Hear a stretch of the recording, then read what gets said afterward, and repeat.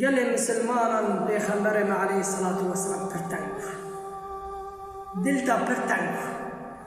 هم غم پر را کرد سبی چه؟ گور ظلمی ملت لیکری شورش ملت بیستی ملت وی قومی وی قرفیت کرن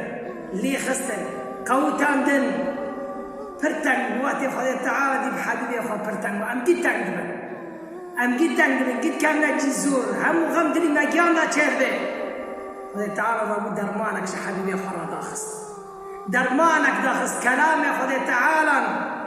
جمعو پیغمبر علیه الصلاة والسلام تفرع ام گید کم نجی تنگ ام گید تنگ دبن تقول خدا تعالى بحبيبي أخو محمد عليه الصلاة والسلام ولقد نعلم أنك يضيق صدرك بما يقولون أمزانا يا حبيبي الدلتا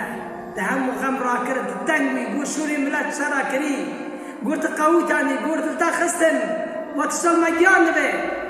يا ربي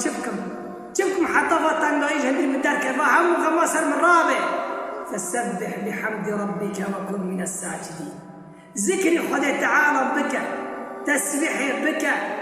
أني خدينا عادش خدا تعالى ربك فاسر بشي تسبك ببي هم غمدي ستة رابنا قال لي مسلمانا أمديش كده خوازن هم غم راب سرنا جدري ما تروي در كذا مصيبته بلا سر من رابن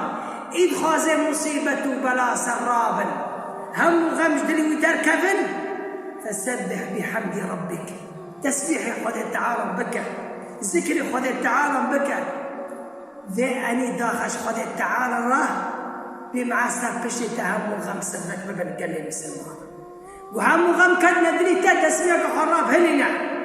درك عاد نمي بك أني خدا عادي هم خدا تعالى ربي جبي يا رب وتفا أني أفكر زداني عرده بيا ربي كسب بحالي من نابني غيري تيار كسب حالي من نزاني غيري تيار كس مصيبته بلا سر من رماك غيري تيار كس متنا غيري تيار